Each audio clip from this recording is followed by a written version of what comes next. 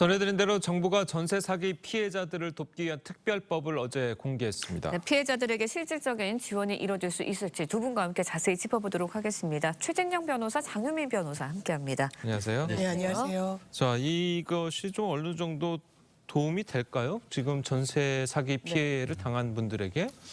결론적으로 적어도 지금 대규모로 일어나고 있는 전세 사기에 대해서는 실질적인 대책이 될 가능성이 있지 않을까 생각을 합니다. 예. 아시다시피 지금까지 이제 한 4차례 대책은 예. 사기 예방 대책이었다라고 한다고 하면 이번에 5번째 대책 같은 경우에는 실질적인 지원 대책이다라는 점에서 의미가 남다르다 이렇게 얘기를 할 수 있는 것 같은데요.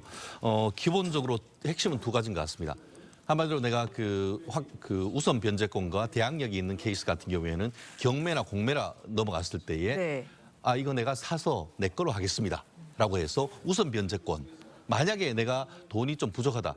근데 내가 계속 살고 싶다. 그러면은 LH공사나 SH, GH공사 이런 데서 매입 임대로 해서 계속 살 수 있는 그런 그 얘기가 되는 것이고 그 과정에서 가구의 어떤 그 소득 수준이 7,500만 원이죠. 예. 그것보다 낮을 경우에는 4억원까지 1% 내지 2%대로 30년을 대출할 수 있도록 지원을 해주고 나아가 7,500만 원 이상 가구인 케이스 같은 경우에도 최대 5억 원.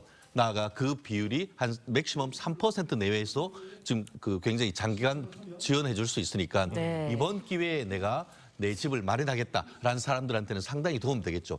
또 하나의 또 대책은 뭐냐면은 이와 같은 그 전세 사기를 사회적 재난으로 보는 것이죠.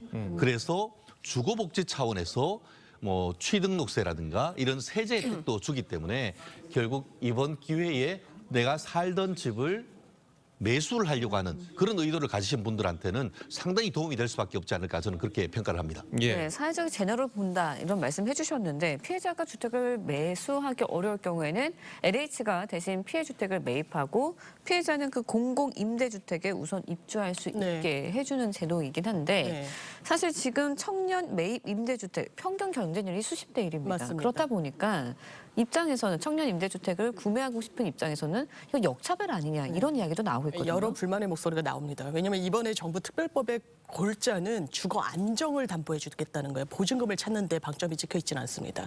그러니까 LH가 매입하기도 하고 우선 매수권으로 본인이 낙찰을 받을 수 있을 때 뭐 세제 혜택 등을 주겠다는 건데 그렇다면 이 부분과 관련해서 LH가 매입을 하게 되면 그것도 예산이 제한되지 않겠습니까? 그렇죠. 말씀 주신 대로 실제로 청년 매입 임대주택 이 부분을 내놓으면 몰리는 경쟁률이 45대 1이 최근에 기록되기도 했었습니다. 많은 사람들이 이런 장기 거주가 안정되고 또 굉장히 적은 금액으로 살 수 있는 주거 형태를 원하는데 네. 이런 부분과 관련해서 전세 사기 피해자들에 대한 구제책도 필요하지만 그런 주거 빈곤층이라고 할 수 있는 청년들에 대한 대책과 이게 맞물리면서 예산이 한정된 거 아니냐. 네. 또 하나는 또 지하화를 다 지상화한다는 국토교통부의 정책이 있습니다. 왜냐하면 침수 피해, 홍수 피해가 있을 때 특히 지하에 사시는 분들의 피해가 속출하거든요. 거기에도 이제 예산이 투입되는데 또 이 부분과 관련해서 모든 주거 빈곤층에 대한 대책이 강구될 수는 없다 보니까 이게 또 역차별 아니냐 이런 문제 제기가 나옵니다. 그리고 아까 제가 보증금 말씀을 좀 하셨는데 네.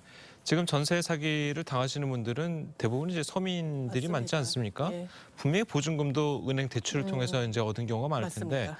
그거를 얻지도 못하고 찾지도 못하고 다시 또 대출을 받아서 그 집을 사야 된다는 거는 이거는 뭐 그 당해보지 않은 입장에서는 그거를 쉽게 아유 잘된 일이다 이렇게 설명할 수는 어려울 것 같아요. 맞습니다. 피해 임차인들이 제일 불만을 갖는 것도 그겁니다. 지금 집 본인이 살고 있는 집을 먼저 살게 해주겠다, 낙찰을 받아다 거기에 이 대출의 어떤 그 편의를 봐주겠다 원하지 않는다는 겁니다.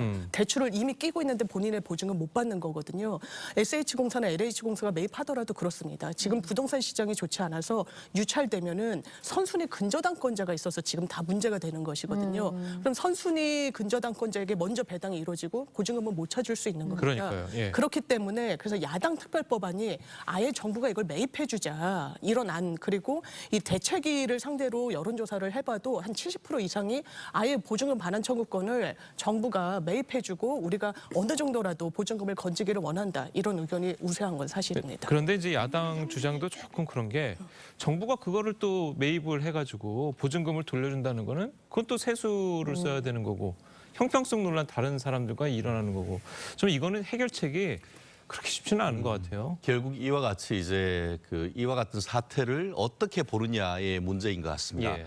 한마디로 기본적으로 어떤 사적 자치 범위 내에서 개인 간 거래에서는 어떤 개인 간 거래에서 사기가 일어날 경우 네. 어떤 형법적인 문제 같은 경우에는 수사를 통해서 그 가해자를 처벌을 하면 되는 것이지 예. 사적 거래는 결국 당사자 사이에 어떤 소송이나 이런 걸 통해서 해결해야 되는 것이 아닌가 하는 그런 틀을 가진 분이 있는 반면에 지금 뭐 민주당이나 이런 케이스 같은 경우에는 사적 거래라 한다 하더라도 이런 대규모 피해인 경우에는 나라가 직접 개입해서 재정을 투입해야 되는 것이 아니냐 이런 얘기를 지금 하고 있어서 의견이 갈리는 것 같은데요. 그러니까요. 말씀하신 것처럼 결국은 이와 같은 거에 지원을 하는 부분에 대한 국민적 어떤 공감대가 있는지 이 부분이 상당히 중요할 것 같은데 어제 같은 경우에도 원희룡 장관 같은 경우에는 지금까지 어떤 주가의 조작에 따르는 피해라든가 예. 아니면은 보이스피싱 이런 케이스에서 국가가 먼저 지원을 해주고 나중에 구상권을 행사하는 케이스가 지금까지도 없었고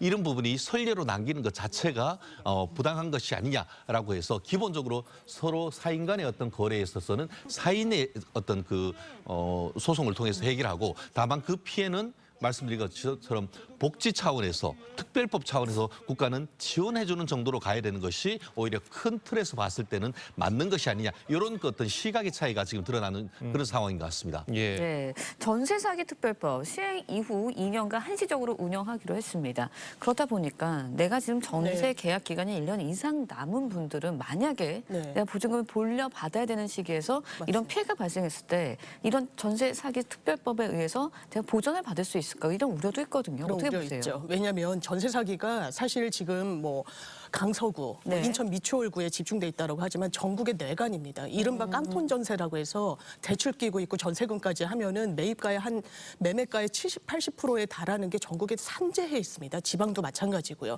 그렇다면 이 특별법은 시행일로부터 2년 동안 한시적으로 운영되는 특별법입니다.